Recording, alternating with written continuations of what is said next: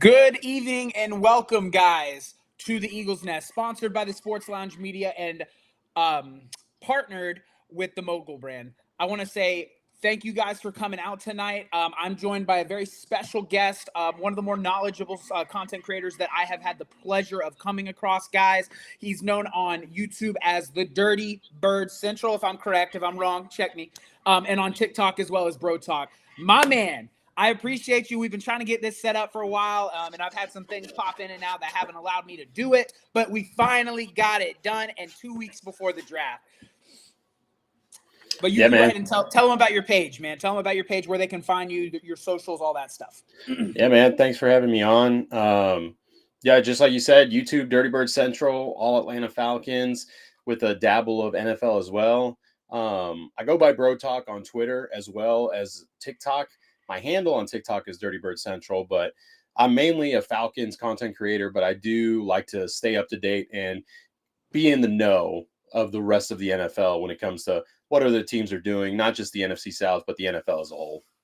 Absolutely, guys. And I came across him as a young content creator, man, and he really inspired me to begin my journey, and that's why I'm really paying it back, man. Because I'm gonna be honest with you, and we won't get all mushy here, but he definitely helped me get into content creation. So I want to give a big thank you to Bro Talk. Very inspirational. He's a ball knower, and he likes to call things 50-50. That's where I get it for me. And tonight we are gonna dabble a little bit in the draft. Okay, it's 2 weeks away. We got to talk about mocks. We're going to talk about the Philadelphia Eagles some, and then I'm going to let him talk about the Birds a little bit for all of you Falcons fans out there that need an insight as to what the Falcons are trying to accomplish. There is nowhere else to go but the Dirty Bird Central and Bro Talk. So let's go ahead and dive right into it, my man. The draft's 2 weeks away. I did my first mock draft on Wednesday, and man, it was a lot harder than I thought it was going to be. I won't even lie. Like, I was looking, I got stuck at Miami and Seattle. I'm like, they have so many options that they can go with.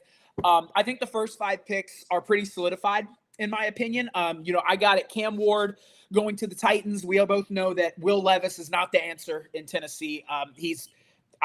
Quite frankly, I'm surprised he has a job in the NFL with the level of play that he's had. So the Titans have to go quarterback, and he's the best guy available. Still don't think he's a franchise guy. That's just my opinion. Then, we go to the Browns. Right now, the Browns are really hurting in the secondary department as well as the receiving room, because outside of Judy, they don't really have a guy that can get it done. So I'm going Travis Hunter at 2. I think that he knocks 2 birds with 1 stone.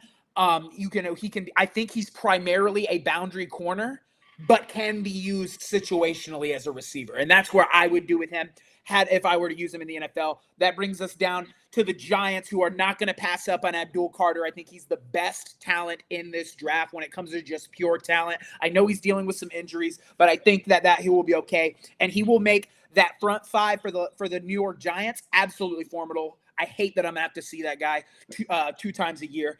That brings me to the Patriots and then the Jaguars, and then I'll let you talk about your 5.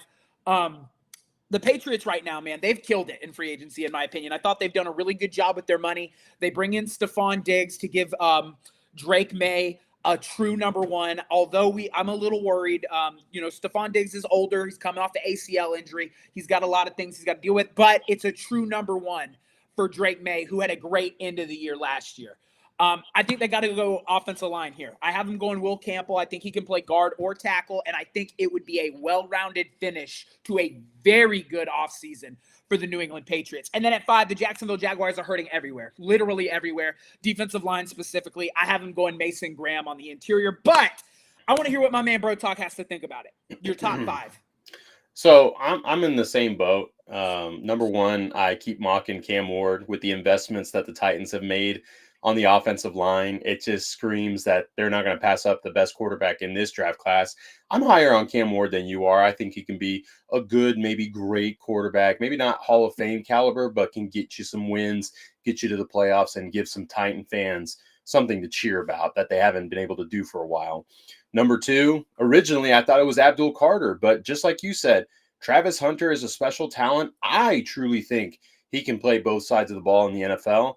I think he's going to provide a lot. I think the Browns are going to look elsewhere for quarterback, whether it's in the later rounds, maybe a trade, Kirk Cousins, maybe something like Listen, I've that. heard that. I have heard that. I was going to ask you about that. Yeah, that there's been a large rumors, and there seems to be some truth to that, but it all depends on where they go. So if they don't go quarterback in day one, we could see something like that happen. At number 3, for the New York Giants, I've gone back and forth. I would think they would go Abdul Carter because he is the best edge rusher, but don't be surprised if they go with someone like Armand Membo, right tackle out of Missouri.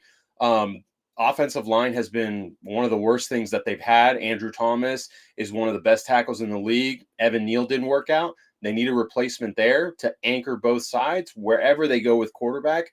Don't be surprised if they pass on Abdul and they go offensive tackle in Armand Membo.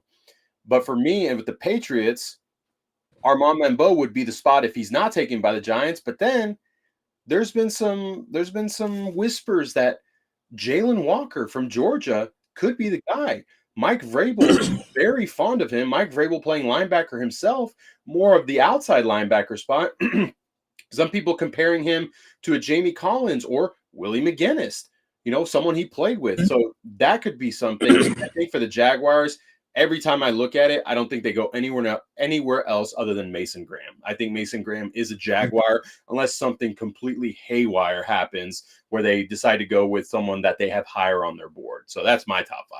I couldn't agree more with the Mason Graham thing. I think he's the best available option unless they know something we don't, which could be the case. We're not in these offices and these meetings. We're as close as we can be. When it comes to the Patriots and the Abdul thing, it's an interesting take. It's the first time that I've heard it, but it makes sense. The thing with the Giants is I know the Giants to not make the smart choice. The Giants want to build their roof before they build the floorboards, right? Okay. They want to go get that quarterback. They want to go get that guy that can win right now, but it doesn't matter when that guy is under constant pressure, because I thought that Danny Dimes was serviceable in New York. He was athletic. He could make throws. The problem was he was constantly under pressure and constantly running for his life. Now, was he going to ever lead them to a Super Bowl? Come on. We knew that. But I think that, tackle would make a lot of sense. I have Armand Membo going to the Jets because that's another spot. Yeah, I think Aaron Glenn seen the formula in Detroit and is going to try to do something similar in New York, because New York's in that same boat where they need to start from the floorboards, build those baseboards, and then go up. And that kind of brings us to this Raiders pick, man. This is the first pick I really struggled with, right? The Raiders right now, Tom Brady's done a pretty good job bringing in guys. Geno Smith comes in, and they have all the confidence in the world because he's been extended before he's even taken a snap for them. So I think that they're rocking with Geno, so that kind of squashes the Shadur Sanders to Nevada, in my opinion. And I think they got to go receiver or running back. Right now, I have them going T-Mac, but the more I've thought about it, I think next Wednesday I'm going to change and say Ashton Jeanty there. I think they'd have to go Jeanty. Running back I think running back talent right now is at a higher premium than receiver is in this draft, and they got to go best available. And then that brings me up to the Jalen Walker. We can go all the way down to the Panthers. I think that they're very high on Jalen Walker. I think he doesn't make it past the Panthers if he's not a New York Patriot, because Jalen Walker, in my opinion, is the best pure rushing off-ball linebacker in terms of pure rush skills. I like Jaheed Campbell better as an overall prospect, but I do think that Walker is the better edge rusher at the moment, purely just edge rushing. I'm not talking about all-encompassing things of a linebacker. Mm-hmm. So that's kind of where I have that going. And then we can get to the Saints after you kind of talk about your Raiders, Jets, and Panthers picks.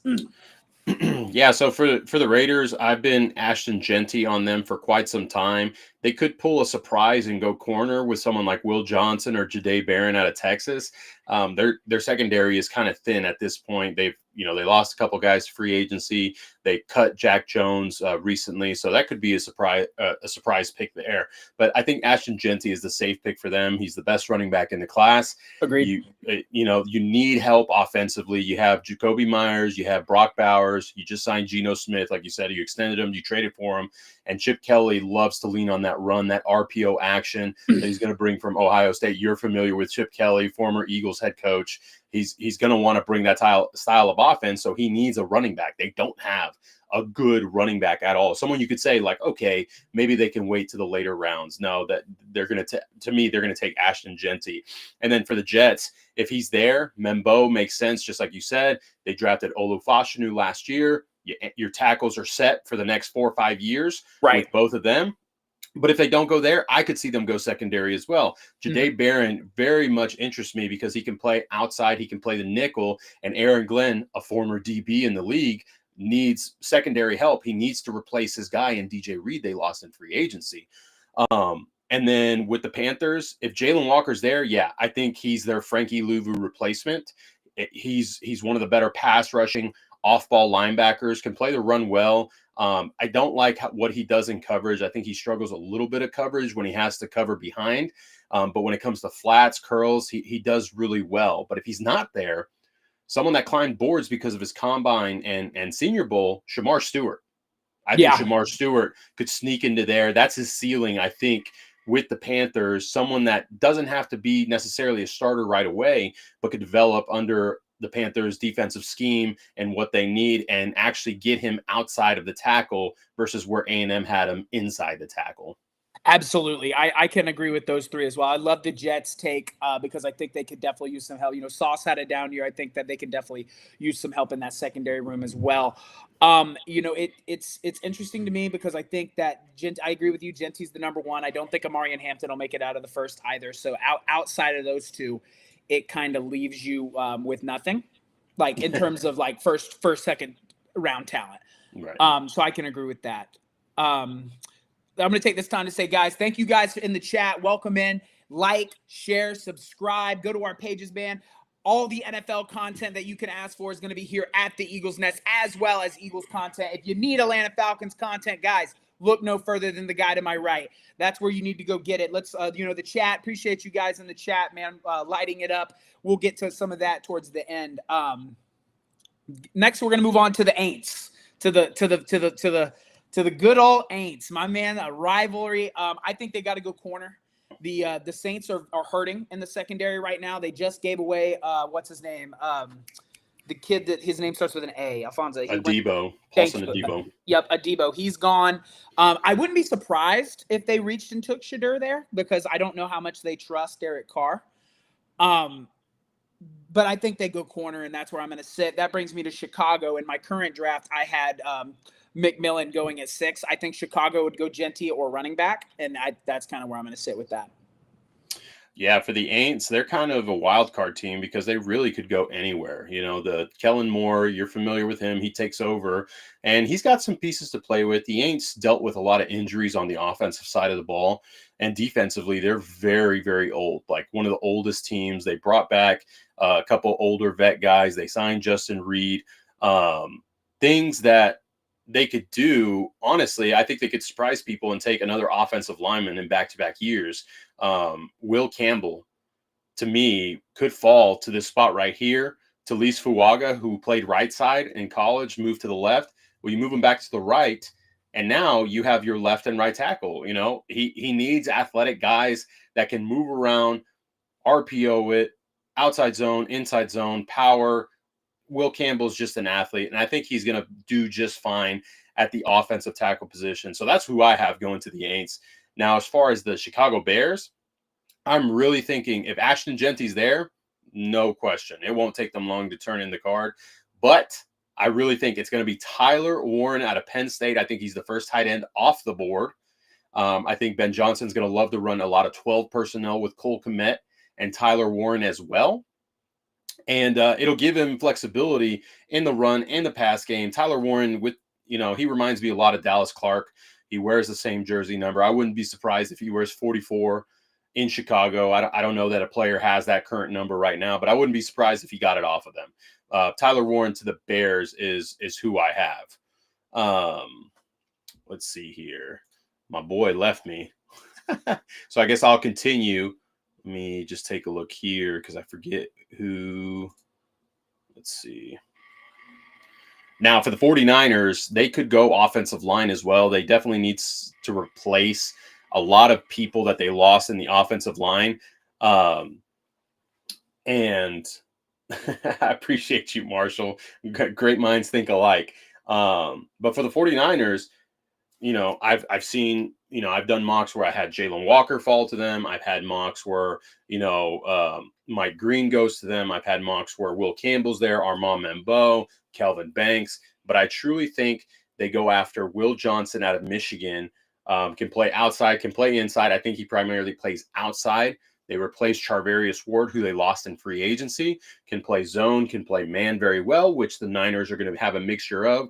Now that Robert Saleh is returned, Will Johnson becomes a starter right away. And that brings me to the Cowboys. For me, if he's there, it's the pick. And that's Tet McMillan out of Arizona. CeeDee Lamb needs a running mate in Dallas. They need more offensive weapons.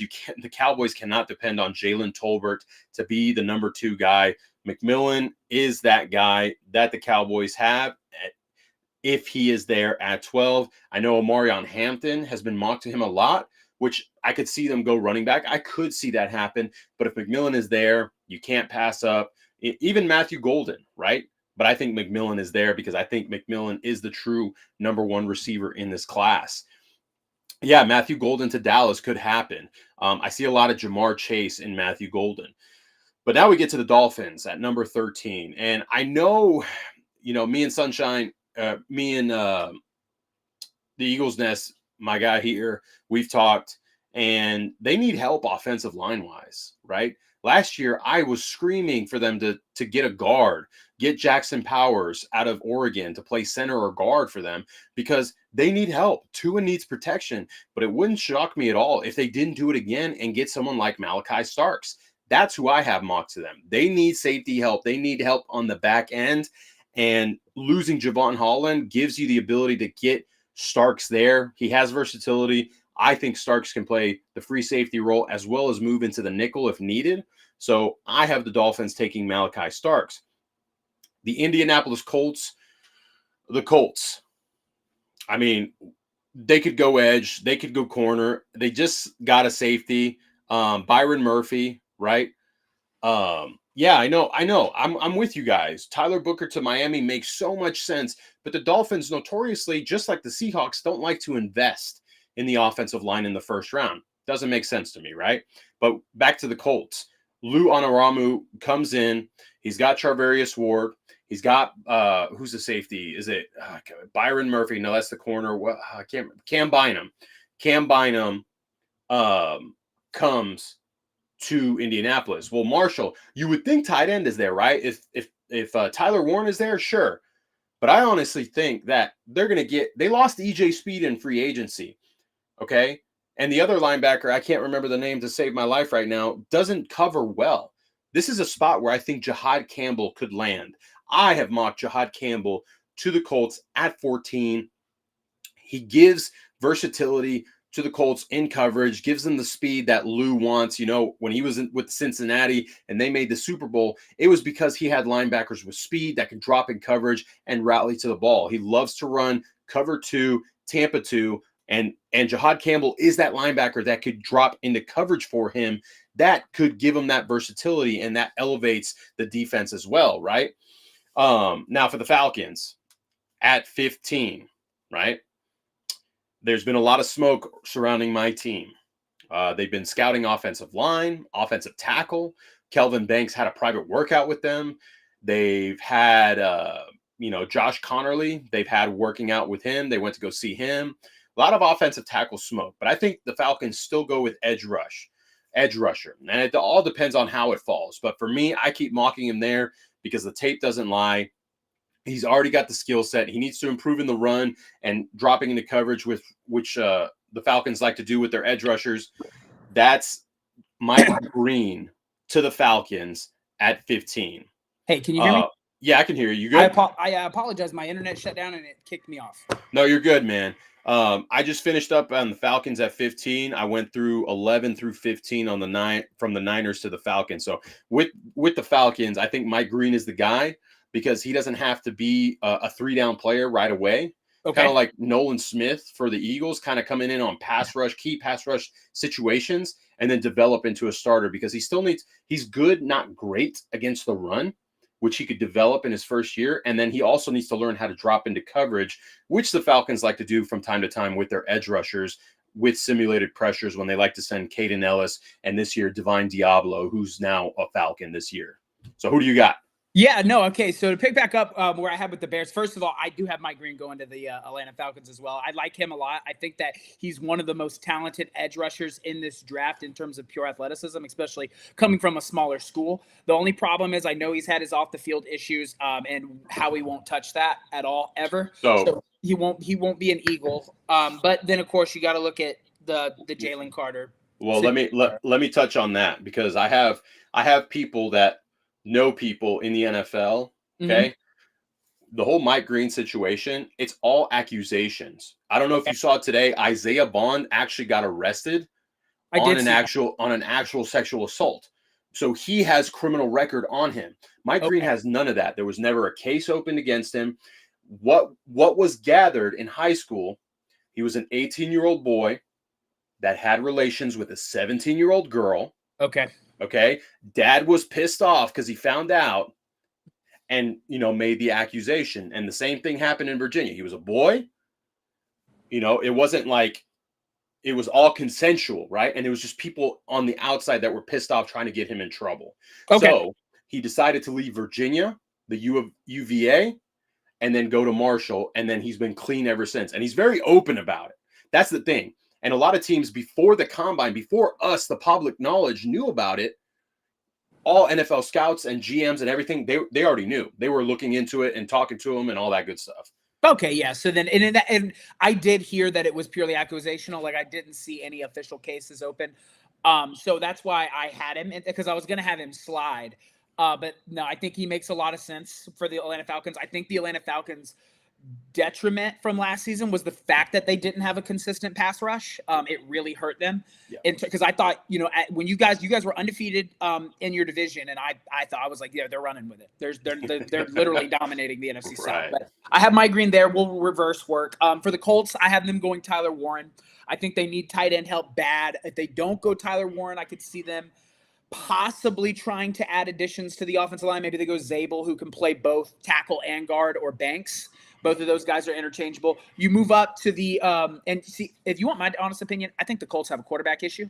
Anthony Richardson was too raw to get when they got him. They reached way too far for him, and I'm a Gator. I'm a Gator. So when they took him, I was like, they're going purely off of his athleticism, not off of his ability to throw the football. And then you bring in Danny Dimes, and what has Danny Dimes done in New York to lead you to believe he's going to be a franchise centerpiece? So they have quarterback issues, but this isn't the draft to answer those issues, in my opinion. You go up to the Dolphins. The Dolphins need interior O-line help like they need air. And then on top of that, their left tackle just retired from the NFL. So I think that safety and offensive line are the two places the Dolphins have to go. And if I'm going to be honest with you, I would go OL before I would go safety because you can get some of these other safeties in the second, especially because it's not like they're 25th, 26th, they're 13th. They're somewhere in the middle. And a lot of those guys I don't think the safeties are going to get picked clean badly in the second. So I have them going Booker, but Tyler Booker, I think I'm going to change that. And I'm either going to go Zabel or I'm going to go Banks because I think Zabel and Banks can play guard or tackle, which make them more valuable to the Miami Dolphins. And I don't necessarily know that Tyler Booker is a top 15 talent. I think that maybe at worst Seattle could take him, so I might change that. You go to the Dallas Cowgirls. Let me tell you what. The Dallas Cowgirls have so many issues, but Zach Martin just retired. Dak Prescott can't win in the playoffs. You name it. It's an issue in Dallas. I think that what makes the most sense for Dallas is running back or receiver. In this mock, I had him taking Matthew Golden. I will change that. They will go running back, I think. I think they go Amari and Hampton because Genty will be gone by this point. Running back, I've been saying it all offseason long. Anybody in the chat knows me, that I didn't feel running back was the biggest area of need for Dallas until I took a closer look at it. You have CeeDee Lamb, who is a true dominant number one. He's fine. He needs a number two, but I think you can grab that number two in the second round. And it's like we talked about earlier with the Raiders and the Bears. The running backs, I think after Genty and Omari and Hampton, it's like here to down here. You know what I mean? I think the talent drops off very low. So I'm going to probably have Dallas taking Omari and Hampton at 12. You go up to the Niners. I think the Niners go corner. This is where I have Jaheed Barron going. I think that they add to their secondary. They brought back Robert Sale. That is going to make the 49ers more competitive defensively. It's going to. Wherever Robert Sale has been, the defense has been top 5. And when I say that, I mean the Jets.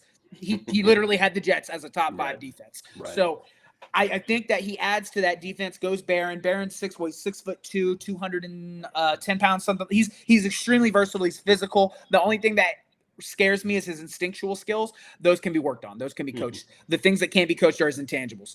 The Bears, like I said, they go Genty. I think the Bears have had the best offseason, in my opinion, out of any team. They restructured the entire offensive line. Now, chat, that doesn't necessarily mean they're going to be good because the Bears win the offseason every single year. Yeah, every year, yep. They have to gel. I think Ben Johnson can get that group to gel. So you take the offensive line, you completely restructure it. They've added some pieces to the defense. You can get D tackles and linebackers later in this draft. Go running back. Get Caleb Williams his weapon. And the Caleb Williams excuses to anybody who is a Bears fan in here, they stop. They're done. It's over with. He has to prove he was a first overall pick next season with Ben Johnson. And then that brings us back down to the Falcons. I'll let you continue off. Yeah, so the Falcons, I took Mike Green, like we talked about. Pass rush has been a notoriously key issue with the Falcons. Since the mid 2010s. Once John Abraham was gone, we really haven't had much pass rush. We've tried to bring guys in, and they just haven't worked out. I mean, just last year we traded a 3rd-round pick for Matthew Judon. And it completely flopped. He wasn't the same guy that we were expecting to get here. 6, 7, 8 sacks, someone that was continuously getting pressure. But at the same time, the Falcons had so many issues on defense. But if the front office wants to win this fan base back, because this fan base is at their tipping point. They're at the tip. They've been there, right? They didn't like the Raheem hire. They want a new GM. You as an Eagle fan, you've been watching them. I remind you, Howie Roseman had some bad drafts. He did. But in the beginning, he did. In the beginning, right? And Terry Fontenot, our GM, has had some bad drafts early on. Anybody who takes Jalen Reagor over Justin Jefferson, I can't defend that pick. Hey, you know what? But at the same time, he took Jalen Hurts that same draft, so it made up for him, right? Right. But at the same time, fans are fans. We're all emotional, but I think if they want to win him back, get some seats, filled in the stadium, which Arthur Blank wants, edge rusher's the way to go, and I think it's Mike Green. Agreed. So from there, we go to the Arizona Cardinals. The Arizona Cardinals are a pesky team, in my opinion. I think that their division is the wild, wild west in football. I'm going to be honest with you, looking at the NFC West, it's the only division that I can't really sit here and say, this is what's going to happen. I do think it's the Rams division to lose, but everyone else is so wild carded. You have the Niners, who are going to probably have a very, very much improved defense, but offensively, it's a giant question mark. You got the Arizona Cardinals, who in spurts looked great offensively last season, and then would kind of fizzle out. Their defense would allow really big plays. I mean, you got to remember, they took the Bills to the ropes in week 1. And obviously it was week 1, but you can't put a lot of stock into a week 1 game. But I think the Arizona Cardinals go D tackle here as well. I got them going Kenneth Grant, someone to pair with Josh Sweat. You bring in Josh Sweat. I'm an Eagles fan. Love Josh Sweat. Josh Sweat didn't really start producing until the playoffs. Outside of that, it's a pretty mediocre year, right? I don't necessarily know that he should have been paid what he got paid. I love that he did. Love that he went and got his money. In my opinion, I think they may have reached a little bit. So you have Josh Sweat, who has now got to be your guy. He's got to be your dude at edge. Go get you a dominant defensive interior guy in Kenneth Grant and add to a defensive line that needs a lot of help. I think they could also possibly go, maybe linebacker safety here, Jaheed Campbell, but they've got some other young pieces, I do believe, at linebacker. They have the what's his name? The young cat who plays Mike. I can't remember his name, but they have a pretty young linebacker core in my opinion. So I think they go get Kenneth Grant there at D tackle. Next, we move on to the Bengals. Bengals. Good Lord. The Bengals spent $500 million on offense, quite literally. They have, you got Joe Burrow locked in for the future. You got your guy and Jamar Chase, the Triple Crown, and locked in for the future. And you got T. Higgins. So your offense is set. The Bengals are going to be good offensively again. Defensively, it's the reason they weren't playing in an AFC championship, in my opinion. That defense was horribly bad. And, you're in trade talks with Trey Hendrickson, who wants nothing more than to be a Bengal. right? He's said it multiple times that he's more than interested in working something out. He just wants to be paid fairly. And the owner of the Bengals comes out and says he should just be happy with what he has. Absolutely crazy statement. They're probably going to trade him. So there goes your star pass rusher and quite literally the only good piece of your defense. I think they go linebacker here. Jaheed Campbell. That's where they either go Jaheed Campbell or they go Malachi Starks here. I think that makes the most sense for me. Go get you a dominant safety or get a captain. I think Jaheed Campbell has the makings to truly be a well-rounded linebacker in the NFL. I think that he can lead a defense, maybe not from day one. I do think he can be serviceable at day one. So I'm going to go Jaheed Campbell there. Next, we come to literally the hardest pick I've ever had to make. Bro talk. I spent an hour and 10 minutes on this pick during my mock, like just looking at it. I switched it, changed it, and I made the wrong one here. You're going to hate this pick. I got Tate Ratledge from Georgia here at 18. And I don't think he's necessarily he's not a round one guy. Yeah, a day one guy. I'm going to change this pick, but I do still think that Seattle has to go offensive line. It's bad. Your receivers are also all gone as well in Metcalf and Lockett. You still have JSN, and I like him. He's very good. That kid's very good. But I think they have to go offensive line here because they're starting from the ground up. I don't believe in Sam Darnold at all. I don't either. Yeah, I cannot believe he fleeced them into the contract he fleeced them into. But hey, more power to him. So I think here, because in my next draft, Kelvin Banks will probably be gone. This is probably where I'll go Zabel, because I think Zabel can play tackle or guard. I think that would make a lot of sense for them. Outside of that, there are no other offensive linemen besides the kid from Ohio State. Maybe could fit there. Maybe. But even that might be a little bit of a reach. And then we will go Tampa Bay Buccaneers, another bitter rival of the Falcons. And then I will let you rattle off your 4. I think they go edge here. They have experience in Levante David. Obviously, this is probably his last season, but he's one of the best to ever lace them. They have a serviceable secondary. They were hurt for a long period of time last season, but still some guys back there. So I don't necessarily know that you have to go safety there. I think they need a pass rusher, and I like Donovan Escobar out of Boston College. I think he may be slightly undersized, but I think he bends the corner extremely well for a guy his size. He had a great college pro day, or the bowl, college bowl thing where they all Senior Bowl. Thank you. Jesus gosh, my brain's all over the place. He had an incredible Senior Bowl. He dominated. Very good measurables. I think they go Donovan E there at edge, and then go ahead with from the Falcons. For Cardinals. Yeah, you're good. So for the Cardinals, I'm with you. They need a true 0 to 3 technique, true defensive tackle that can eat up a center and a guard. I'm with you. Kenneth Grant just screams Cardinals here. They've invested in some pieces. I don't think Josh Sweat is necessarily going to be the guy. Mm-hmm. I think they paid him because I think the whole market was inflated. I think everyone got overpaid this offseason. Yeah, I think that was the Max Crosby, Myles Garrett effect. Yeah. The edge market just shot. And it made sense that he went to the Cardinals. I mean, he's playing with Jonathan Gannon, someone he played under in Philadelphia. It made sense for him to go there, and they needed edge help.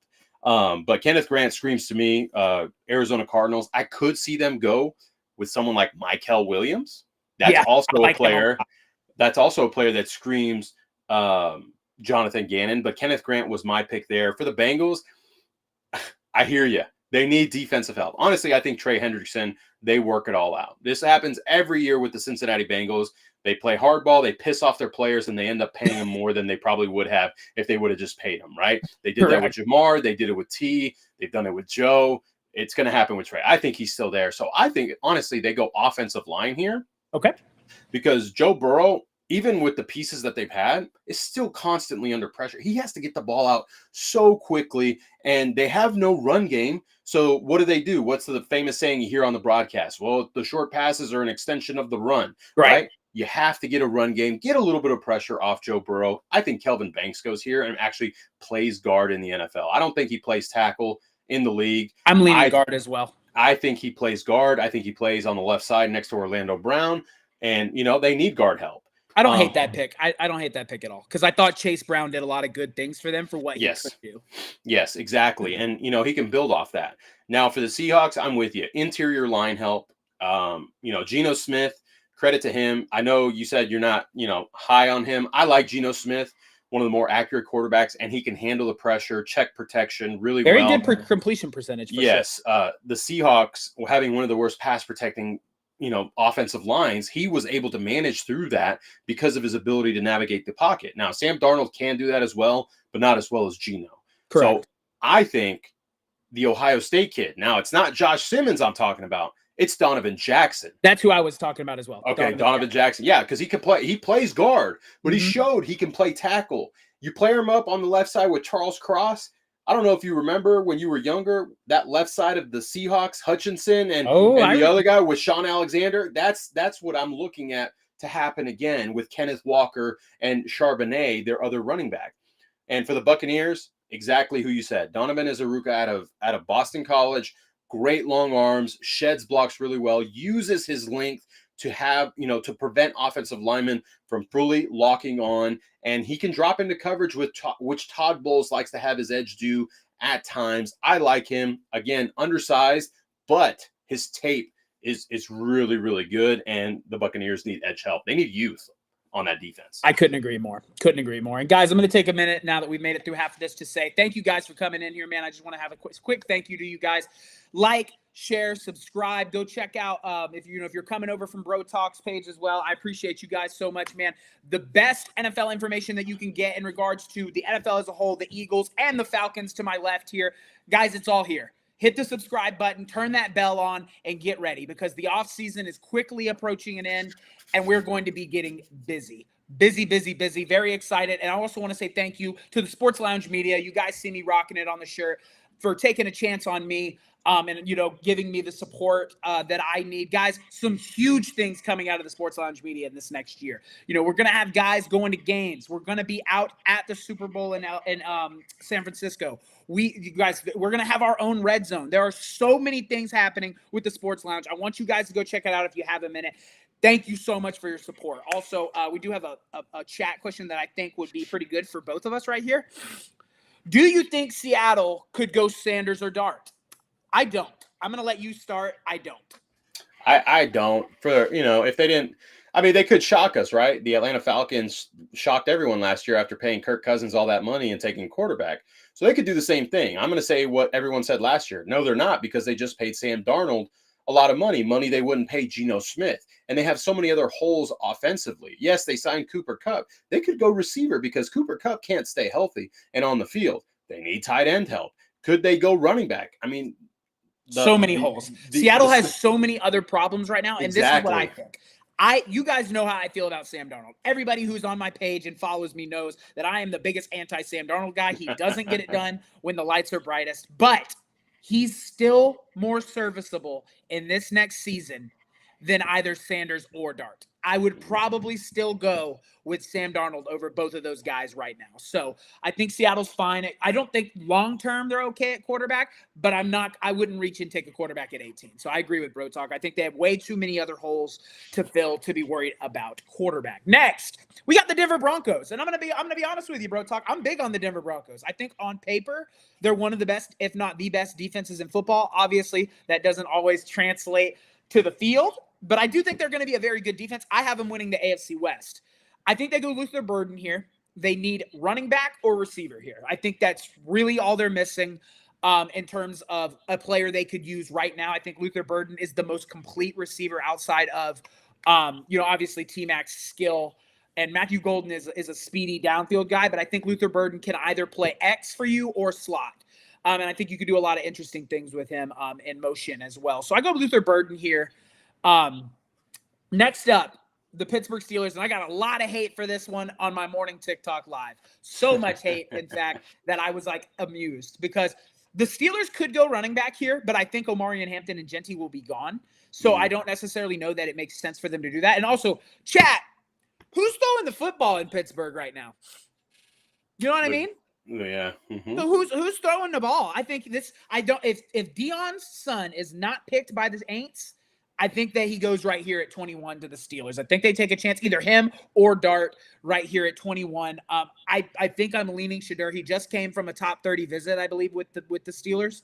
And usually when teams bring guys in for the top 30, I mean, you look at the Philadelphia Eagles, 100% of our first 3-round picks were top 30 visit guys. So I think that there's a reason they're bringing him in on a top 30 visit. I'm going Shadur there for the Pittsburgh Steelers because they quite literally don't have anybody else. They have to go quarterback at 21. I mean, you could possibly take Milroe later, but Milroe's so raw. He had a turnover issue in college. I'm going Shadur there. Next, I got the Chargers. The Chargers did an incredible job last season, 180ing that defense, making them tougher. The problem? Offense. Who else was catching footballs besides Ladd McConkey? Because it wasn't Quentin Johnson. He was dropping them constantly. I think they have to go either receiver or tight end here, and I do have him going tight end. I got Colston Loveland. I think he fits Harbaugh's scheme so well. He's a physical tight end that can block, but can also be a pass catcher, and I do think that Tyler Warren will already be gone. So I'm going Colston Loveland there. I think he can do exactly what Harbaugh is going to ask him to do at a very high level. Lastly, before I turn it over to you, I got the Green Bay Packers. I think the only thing that makes sense is receiver. They don't have a true number one receiver. All of their guys don't stay healthy. Christian Watson's usually out. Romeo Doubs is good, but is he a true number one? Has he done anything to show us that he can be a true number one? No. I'm going to Mika Ibuka here. I think that he is one of the better receivers in this draft. And at this point in my draft, McMillan and Golden are already gone. So I'm going to go with Mika Ibuka there. I think that he, outside of those other two, and Luther Burden, obviously, he's also up there. I think the receivers this year are all very interchangeable. You can kind of take them. It just depends on what the scheme fit is. And I'll go ahead and turn it over to you. You can go Broncos to Packers. Yeah, so for the Broncos, I actually have Colston Loveland going here. Sean Payton being the play caller, he loves to highlight his tight ends. He's had Jimmy Graham, Jawan Johnson. They could go wide receiver. They could go running back, but I truly think Colston Loveland would be the guy here. A safety outlet for Bo Nix, who likes to throw it underneath a lot. And Colston Loveland with the ball in his hands is really dangerous. For the Steelers, this is where I actually had a really ballsy trade by your team. Okay. By the Philadelphia Eagles. I actually had them trading up from 32 to 21 to land themselves Walter Nolan out of Ole Miss, defensive tackle. Jordan Davis is on a contract year. You need to replace Milton Williams. I know Ojomu, the kid out of Texas, you guys like him, but is he a starter? No, I think he's a rotation piece. I think he comes into the game, makes a couple plays throughout the season, but he's not truly a guy. And Walter Nolan pairing up with Jalen Carter would be one of the nastiest interiors in the league. Yeah, scouts and top executives say he has Jalen Carter traits. He's not at his level, but he has traits and ability to eat up blocks and just wreak havoc. So that's why I think if he falls outside of the top 20, Howie makes that call and makes a ballsy move to trade up and get someone like that. So at 21 with the Eagles, I get Walter Nolan. I don't hate that at all. For the Chargers at 22, Golden out of Texas here. The way he runs routes reminds me a lot of Jamar Chase. I'm not saying he's Jamar Chase, but the way he moves throughout the field and is able to catch the ball and just make things happen, that's what that screams for me. And, they re-signed Mike Williams. He's your outside guy. Ladd McConkey is truly a slot. That's where he really wreaked havoc when he was in the slot. You can have Golden and Williams on the outside, a sprinkle of Quentin Johnson, just kind of be a downfield threat. Doesn't necessarily have to get the ball. That's where I think the Chargers go. And for the Packers, Mykel Williams, they need edge help. They need run support. He's already, to me, in my opinion, already going to be an elite run defender. He's got the traits, right? We talked about that with Shamar Stewart. He has upside as a pass rusher, but he needs to develop. But he's more of a pocket collapser to me. Opposite side of Rashawn Gary, the Packers defense is that much more scary, especially with Luka Van Ness that they drafted a couple years back. It's not really paying off. He's not on the upward trajectory that you would want a top 15 edge rusher to do. So Mykel Williams to the Packers for me. I don't hate those. I don't hate those at all. I think that, the Broncos could definitely go tight end. The only reason I really stayed away from it is because they just paid Evan Ingram. Now, I know Evan Ingram is a little bit older. So obviously he's probably not the long-term answer. That's why I went receiver there. And then I don't hate the 21 trade up. And I think that we definitely could be due some interior defensive line help. I do think that we need service in the secondary right now at safety because of all the departures, but I don't hate interior D line. I think I'm going to be honest. A lot of people. Uh-oh. My dog's caught. I'm going to say this while you do that. Chat. don't be surprised if a former Falcon signs with the Eagles. And I'm talking about Justin Simmons. There's your safety help. I want him like I want air. We'll get when we get to the Eagles portion, I'll get to that because I would love Justin Simmons to reunite with Vic Fangio. But we'll go down from the Vikings. This is where I have Walter Nolan going. I know the Vikings are pretty good at D tackle, but I think Walter Nolan is that good. I agree with you. I think as a pass rushing 3 technique, he is dangerous. The only problem he had last season was really double teams. He didn't handle the double well, specifically in games when he probably should have, I think. But that's something you can work on. And especially, to go back to your pick, if he is in Philly, he's probably not going to have to worry about being double teamed all that often because Jalen Carter exists. So I don't hate that. But right here, I have him going to the Vikings. I think the Vikings get him and are terrifying defensively next season with that addition. Next up, we got the Texans, and the only place Houston goes is O-line. They got rid of their best offensive lineman in Tunsil. I know he had an offsides issue last season, but he was their best offensive lineman. And I know they brought in some serviceable pieces, but none of them scream that, it's going to help C.J. Stroud, who was the most sacked quarterback in football last year, if I do recall. So I think they go – this is where I have Kelvin Banks going here. If Kelvin Banks isn't available, they go Zabel. If Zabel's not available, they go Josh Simmons. That they have to go tackle here. I think they have to. Or an best available offensive lineman. Next up, this was my big trade. This one, I'm going to be honest, came from a desire standpoint, not an analytical standpoint. Okay. So my second mock draft will have a more realistic trade here. I have the Eagles trading here to 26 to get Malachi Starks. I think that you grab him, plug him in the secondary with a guy like Justin Simmons who comes over and adds veteran leadership. I think Malachi Starks is the best safety in this draft. It's either him or it's the South Carolina guy, and I'm leaning Starks because of his ball skills and measurables. So I think Philly answers their safety issue here. There's a lot of ways Philly could go, though. From what I've understood today, we took a top 30 visit with Penn State's Jalen Reed, and I don't hate him, but he's not a day one guy. He would compete with Ringo and Adoree for that CB2 spot on the perimeter, or boundary, excuse me. But right here, I had us trading up with the Rams. So the Rams will bump down to 32. Now we'll go Ravens, James Pierce Jr. James Pierce Jr. is one of the more underrated edges in this draft. I think he's going to be an absolute terror for wherever he goes. And it's a Ravens pick, right? The Ravens want a tough physical guy to add to that defense that probably could have played a little better, especially in the secondary. Wouldn't be surprised if the Ravens went secondary here with the kid out of South Carolina. I cannot say his last name. I'll butcher it. Emanwari. Oh, I said it right, too. I said Emanwari. Let's go. I think they could go Emanwari there as well because, as we know, the Baltimore Ravens were absolutely horrible in pass coverage up until like week 10 when they bumped down Kyle Hamilton. So wouldn't be surprised if they went safety here, but I have him going James Pierce Jr. because I think he's a better talent. And then lastly, before I turn it over to you, we got the Lions. I think they go edge here as well. That's kind of where the Lions' big question mark is. You need someone opposite of Aiden Hutchinson. I think it's Shamar Stewart. This is where I have Shamar Stewart going. Shamar Stewart, wherever he goes, is going to make somebody happy. He absolutely incredible off the edge.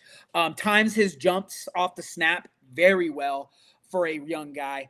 He's also the youngest player in this draft with one of the youngest players in this draft with some of the best measurables. So I'm going to go Shamar here to the Lions, and then I will turn it to you. Yeah, for the Vikings, I actually had him falling, and it just screams Brian Flores' defense. Jahdae Barron. Okay. They need to replace Byron Murphy. They haven't re-signed Stephon Gilmore. They need help at corner. And if he's there, he just screams a day one starter for me for the Vikings. For the Texans, I know you say they need offensive line. I agree. I think they should go offensive line.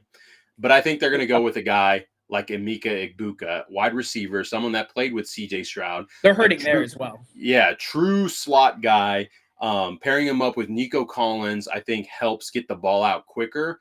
I think the reason they may not go it, their new offensive coordinator may have something up his sleeve to mask the pass protection struggles to where CJ Stroud may not get his hit as much, and then they can address it in later rounds to guys that they can develop. Okay. Because I wouldn't hate Tyler Booker going there late in the second, and that would help them out. Because I think Tyler Booker is the best pure guard in the draft. So I wouldn't hate that at all. Yeah. For sure. Now for the Rams, I have them going corner here. It's a guy that I don't know why he's not getting more round one hype. It's Trey Amos out of Ole Miss, an outside corner, can really develop under Chris Shula's defensive scheme. They re-signed Ankelo Witherspoon to a 1-year deal. If you want to redshirt him for a year while he learns his responsibilities, he's got great breaking speed, great instinctual aspects to his game that I think the Rams, their scouting department is by far one of the best ones in the league. So I think they snag someone like Trey Amos. Now for the Ravens, this is where I had a guy fall, later than you did. This is their plan past Derrick Henry. Omarion Hampton to the Ravens. This is a guy that can share the workload with Derrick Henry. We all know running back, their tenures in the NFL, they're not long. And Derrick Henry, kudos to him because he's such a big guy and he takes care of his body, has been able to withstand all the hits and the contact. But preparing for that, Omarion Hampton reminds me of Derrick Henry, the physicality, the balance, the ability to break away if he gets that opening. That's where I have him going to the Ravens. And at 28, I actually have the Giants trading back in from 34 with the Lions. The Lions trade out of the first round, and the Giants secure their quarterback of the future in Shedeur Sanders, letting him sit behind Russell Wilson. He doesn't necessarily have to start right away. Russell Wilson obviously is going to be quarterback 1. He can learn from him. He can learn from Jameis. This is where the Giants do something like that with him falling, because I don't see him going in the top 15. I agree 100%. I don't think Shedeur's a top 15. He's most certainly not a top 3 talent. I don't see him as a top 15 talent as well. Right. I don't hate that. I think that would make a lot of sense. And the problem is, I know the Giants. That sounds a little too smart. A little too smart for the Giants. But I don't hate it at all. To round out then, I have the Rams at 32 after my trade. Washington goes edge here, and here's the guy that we've been talking about. Mikael Williams goes here to the Commanders. He would help them instantly. He would help them and the only place the Commanders hurt was run defense. 30th in the NFL. It's, they let everybody run on them. They had no consistent pass rush. It's part of the reason why we dropped 55 on them in a conference championship game. Sorry, Commanders fans. I know that one probably still stings. But Mikael Williams would be an instant impact player to this defense. I know they just got Kinlaw, and they kind of traded him for Allen. I don't necessarily love that, but I think Kinlaw can be serviceable in run defense. And then Mikael Williams can do both of them for you. So I love that pick to the Washington Commanders. Buffalo. This is a guy that I'm big on. If he makes it to 32, I wouldn't mind him being an Eagle. Is Nick Scorton from Texas A&M. I think he's a true 3 technique that is extremely good in run defense, as well as a serviceable pass rusher. I think he goes to Buffalo here. Buffalo needs to continue adding pieces. I know they added Bosa, but let's be honest, Bosa hasn't really been all that productive post-injury, so we have no idea what they're going to get out of him. And the Buffalo Bills had no consistent pass rush last season either. And I think defense was their Achilles heel. That brings us to the Kansas City Chiefs. I think they go tackle here. If they don't go tackle, they'll go D-tackle. But I'm going to go Josh Simmons at 31 to help them with their tackle. They think a lot of Chiefs fans will tell you that they had their tackle problems fixed with who they brought in. It couldn't be further from the truth. You just lost Tooney as a all-pro guard to the Bears. Incredible move by the Bears, by the way. And you franchise tag Trey Smith, so you got him for a year, and he's also an all-pro. I think you got to go tackle here if you're the Chiefs. You lost the Super Bowl because you couldn't protect your quarterback. So I'm going to go with Josh Simmons there. Then the Eagles trade with the Rams at 26. You got the Rams at 32. A lot of whispers that the Rams are trying to look for their quarterback of the future. I think they get him here in Jackson Dart. And it's a very late pick. I don't think they're taking him at 32, and he can learn behind one of the better playoff quarterbacks in Matthew Stafford. Also wouldn't be surprised if they win Jalen Milroe there because of his measurables, but I think Sean McVay would enjoy Jackson Dart more than Milroe. So I'm going to go Jackson Dart there at 32, though my next mock draft will probably not include a trade because I think the guy that you had said earlier, the Amos kid, wouldn't mind him at all being in Philly. He also took a top 30 visit with Philly, so we've interviewed him as well as the Maxwell kid from Kentucky. Like both of them, we've taken 6 corners on top 30 visits, so it's looking like that's the direction we're going to go. Just so you know, for the Eagles, Maxwell Harrison out of Kentucky, does have a sexual assault charge to his name. He won't be Yeah, so if you're saying Howie doesn't like that kind of stuff, you can pretty much cross kiss that one goodbye. Yeah. I wouldn't mind Amos. Amos is also a very, very good corner, so I wouldn't mind that at all. But yeah, that's my bottom four. So for the Commanders, it's I'm with you on edge, and to me, it's the other A&M kid, just like you talked about, Nick Scourton. Now, I don't know if you know, he dropped weight. A&M had him bulk up from his time in Purdue. To me, he's actually an outside the tackle guy. He's not an interior guy, and that's what Dan Quinn is going to want, because now he's back down to his Purdue weight. If you watch the Purdue tape, that's where he was more productive. It's crazy that the A&M guys had so much talent, but they had no production. Scourton had the production there at Purdue. I think Dan Quinn would fall in love with him. He could get him in rotation, get him in the rotation and get him a feel for that. For the Bills, I think they go defensive tackle here. And the kid out of Toledo, Darius Alexander, like him a lot. He's got a huge size, underrated pass rusher, can pair up with Ed Oliver in the interior. If you can pass rush up the gut, that's where a quarterback's problem is primarily because they can't step up into the pocket. Right, exactly. And they've got decent edges. They can address. There's plenty of edge depth in this class that they can address it in round 2. Absolutely. But Darius Alexander, to me, screams Buffalo Bills. And for the Chiefs, I do think they go defensive tackle because they lost a couple guys to free agency. Derek Harmon out of Oregon can play the 1 all the way to the 5. Him and Chris Jones, I think, would be a solid core piece. He's another underrated pass rusher guy out of Oregon. His issue, though, in Oregon was wrapping up and tackling. He was constantly in the backfield. He just couldn't tackle. You coach him up on that, I think it's fine there. That was my other guy for the Chiefs as well. Perfect. And then at 32, with the Steelers now at 32, Jalen Milroe out of Alabama. That makes sense.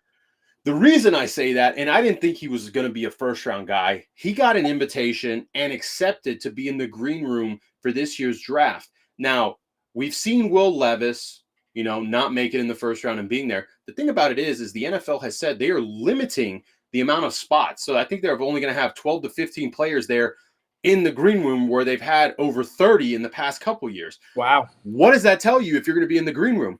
That means you're supposedly going to be a first-round guy. And to me, he screams Steelers. I do think Aaron Rodgers ends up signing. He ends this whole circus charade. Arthur Smith loved him. And Jalen Milroe can just redshirt a year or two, the true Jordan Love career arc, where he can develop his his passing ability.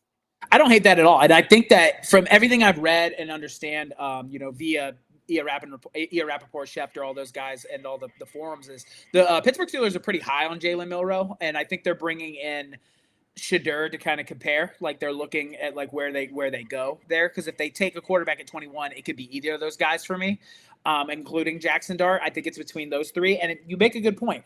The NFL wouldn't invite you to the green room just to invite you to the green room because you're a great player. They're inviting you there because they feel like you're probably going to be a first-round guy. So definitely could see Jalen Milroe going to one of these teams that need quarterback help serviceably. Maybe a team trades, like you said, like the Giants trade up and grab a guy. Don't hate that at all. And also, now that I'm thinking about it, how was Justin Fields used with the Steelers offense last year? Mm-hmm. They used his legs, and Jalen Milroe shows you already how explosive and how impactful he is. So there's nothing saying that Arthur Smith won't throw him out there on like a 3rd and 1 100%. And run a quarterback power or a play action pass, whatever.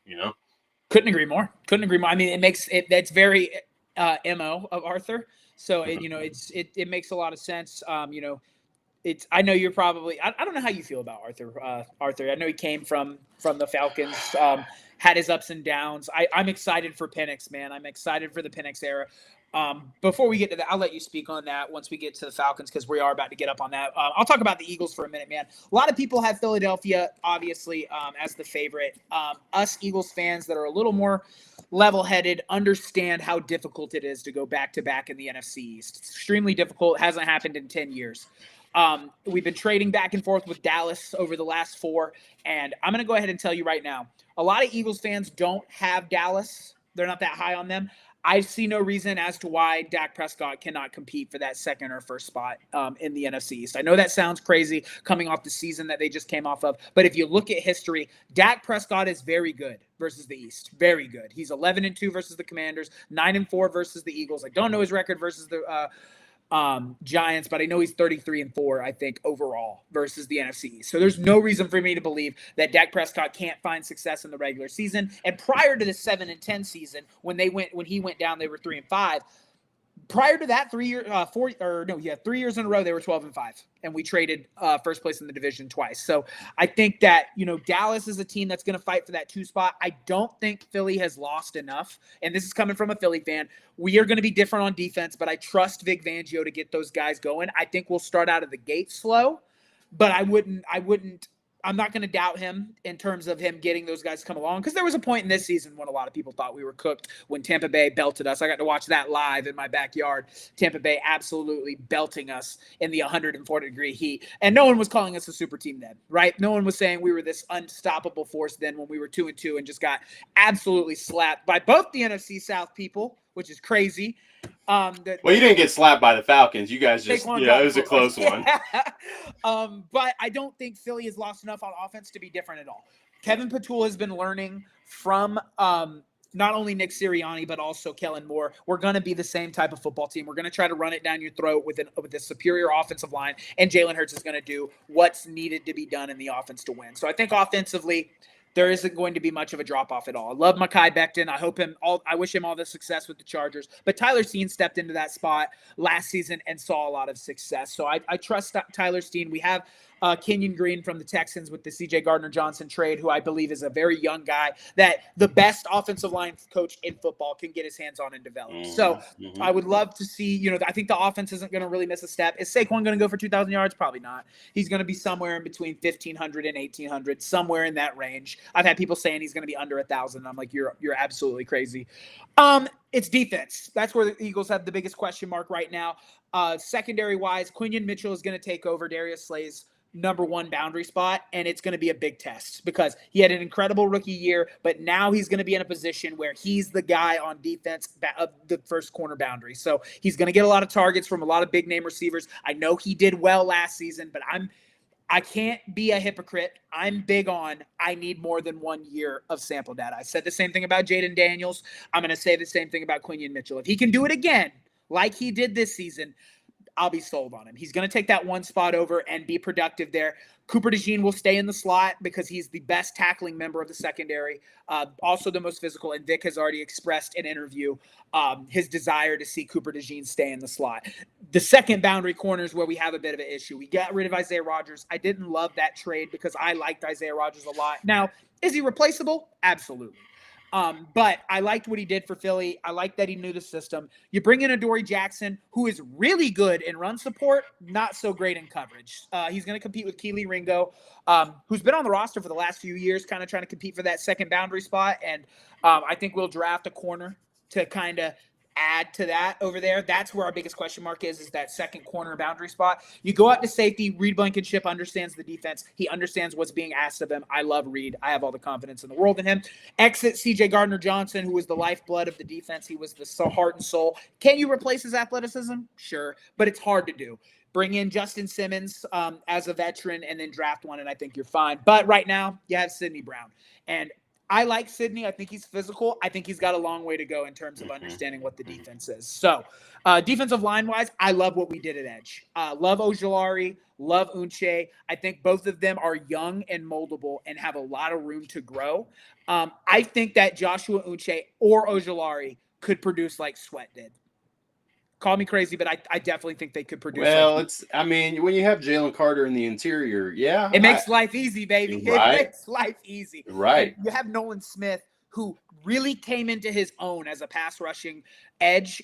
I trust Nolan Smith to continue developing and getting better. That makes the right side of this defensive line absolutely terrifying for whoever's going to play him. Zach Bond, all the confidence in the world. There's a reason we re-signed him. I thought he was incredible as an interior linebacker. Wasn't supposed to be, but that's what Vic Fangio's seen him as, was an interior guy. He stays in the interior. He becomes the commander of the defense and continues to get better. And pass pro, I think he's an incredible instinctual run stopper. Next question mark is that second linebacker position. You had Oren Burks depart for the Cincinnati Bengals. Love what Oren did in the playoffs. He's replaceable. Will Nakobe Dean be able to produce like he did post-injury? Big question there.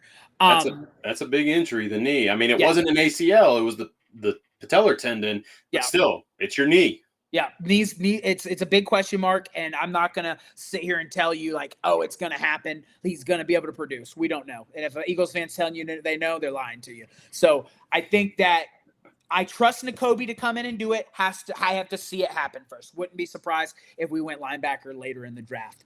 And so for that reason, I don't think Philly loses a big enough step to drop from number one yet.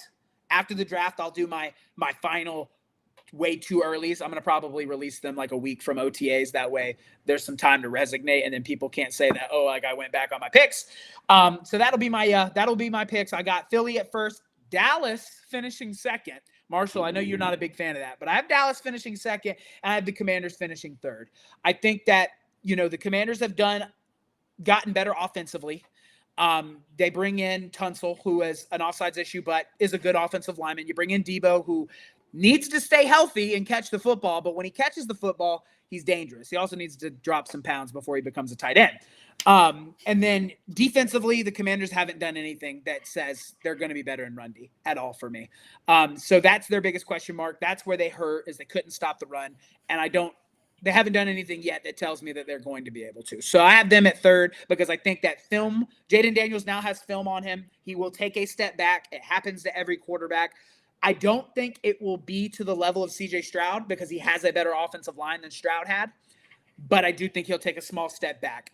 And then I have the Giants at 4 because while they have answered secondary questions, offensively it's just too much of a question mark for me. So I'm going to keep the Giants at 4. And with that, guys, if you're with me and you've been with me, we don't really talk NFC South that often. So I want to give Bro Talk a chance here to talk about the NFC South, the Falcons, that division, because we play the freaking Buccaneers we play the NFC South champions every year. So I like to learn about the NFC South.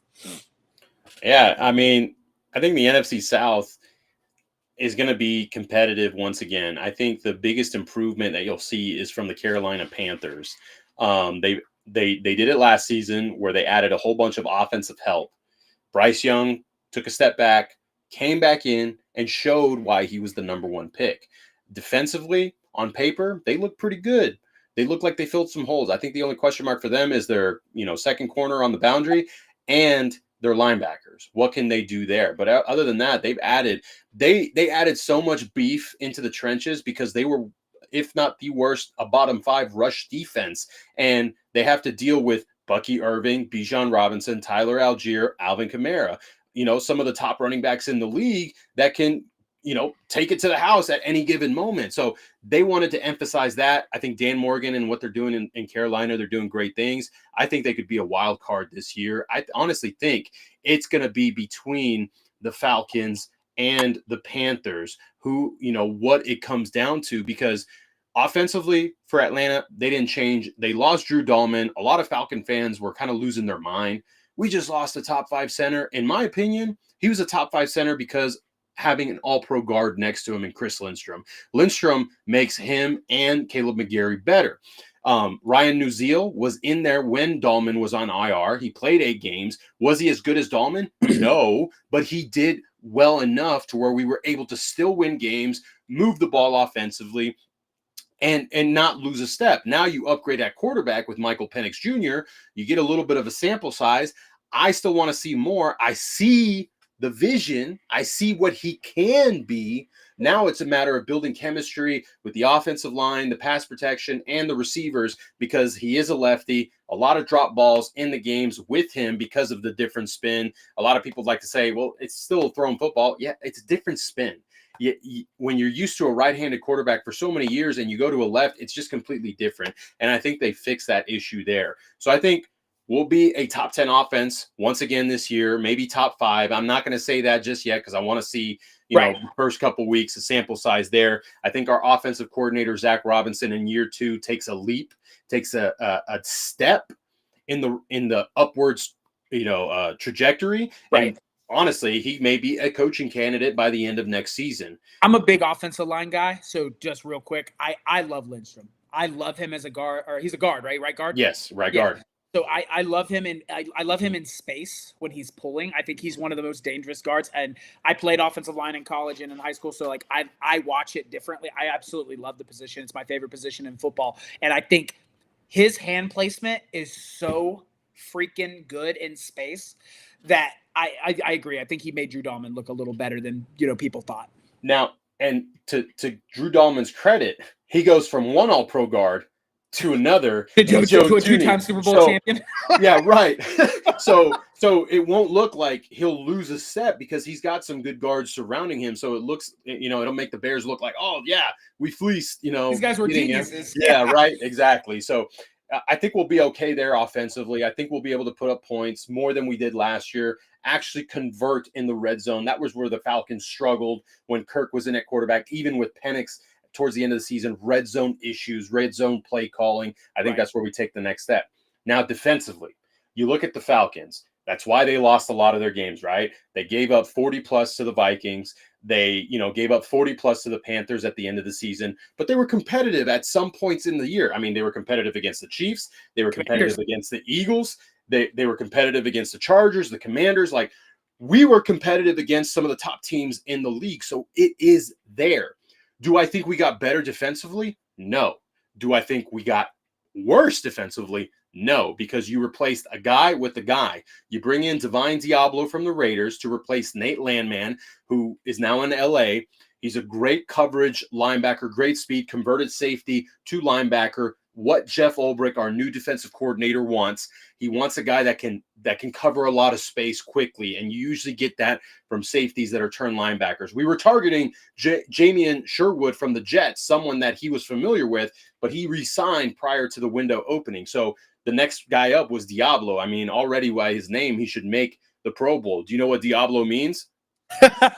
Yes, sir. It means devil in Spanish, Yes, right? He's a devil on the field. So that's, we're not expecting him to be a Pro Bowl guy. We just expecting him. I liked him with the Raiders. I thought Diablo was a very, very good linebacker. I thought he was good, just not great, right? And a lot of the coaching staff, what they're going to have to do is coach these guys up. In the secondary, Justin Simmons didn't work out. What we were asking him to do wasn't necessarily his strong suit. That's why I think him going to the Eagles, Vic Fangio will put him in the right spot, right? He had Jesse Bates, who they both play free safety, so it was kind of like, who are we going to put there? Right. And so he's a little older too, so like, it's to the point. Like if he came to Philly, he wouldn't necessarily be a centerpiece. He'd be a mentor. He'd be a lot of what Darius Slay was for us this year. But to Darius Slay's credit, he had the highest PBU rate amongst corners at 34. Very productive season for Darius Slay. Drake London says otherwise. But anyways. Oh, he's anyways, but I mean, he's one of the guys, Drake London does it to a lot of people. Drake London, in my opinion, is one of the more underrated guys in the league. A lot of people say he can't get separation. Put on the tape. He can get. I like Drake. I take him in fantasy all the time. I love Drake. Yeah, I like Drake. Well, you better take him this year with Michael Penix. Yeah, but Michael Penix is all going to be different now. Right. Now, as far as corner goes, we re-signed Mike Hughes, who had an up year. He was on a contract year. I remember in camp last season when I was like, are we not going to sign another corner? Like, what are we doing? Are we really trusting Mike Hughes to play the outside? And he did great. Great run defender, did his job opposite AJ Terrell. The biggest question mark is at nickel, right? We have Clark Phillips, who we drafted out of Utah a couple years back. He interchanged with Mike Hughes, played a little bit of nickel in the preseason. That's my biggest question mark because he's undersized. I honestly think if he was taller, he would have been a first-round guy in his class. But because he's shorter, he wasn't, right? So that's the biggest question mark is how is he going to do? Because he's a very good technician. Linebackers were good. Defensive line, Grady Jarrett's gone. He was cut. I saw the writing on the wall. Long time Atlanta Falcon, hurt my heart.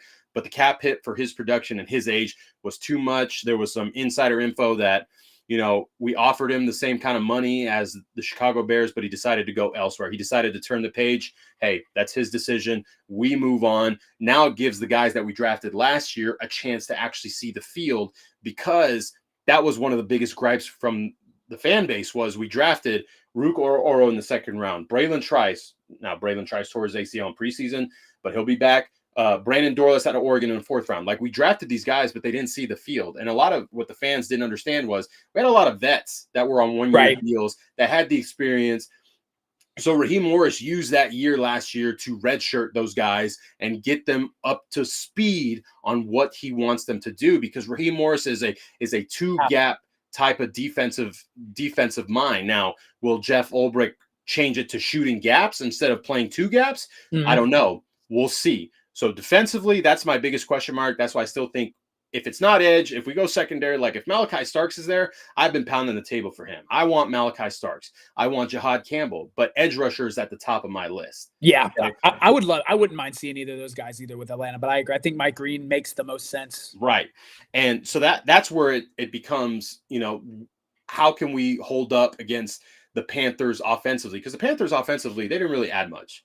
Honestly, they added Rico Dowdle. Chuba Hubbard's good. Now, their offense is the same guys calling the play. So it's like, okay, now we can adjust. Defensively, that's the biggest question mark. Because like I said, on paper, they look solid. They look like they can compete with, the Panthers. They look like they can compete in the NFC South. And a lot of people like to say, well, it's still the Buccaneers division to run. But I disagree. If you ask anyone, you go to any of my socials, I'm one of the biggest Baker Mayfield haters because I think he is one of the most overrated quarterbacks in the league. I think his play callers make him look better than what he is, kind of like Jared Goff in Detroit with Ben Johnson. They're an okay quarterback. He makes good throws at times, but he gets antsy. Chris Godwin's coming back from an injury. Their offensive line is good. Bucky Irvin's good. But what is that play caller going to do?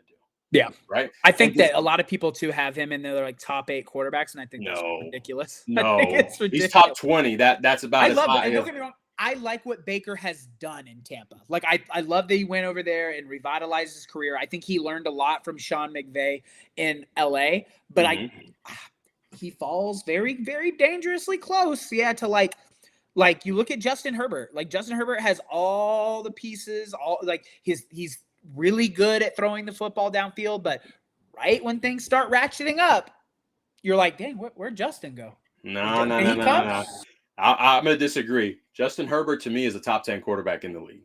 He's got to start winning playoff games. Remember, it's a team sport. I know.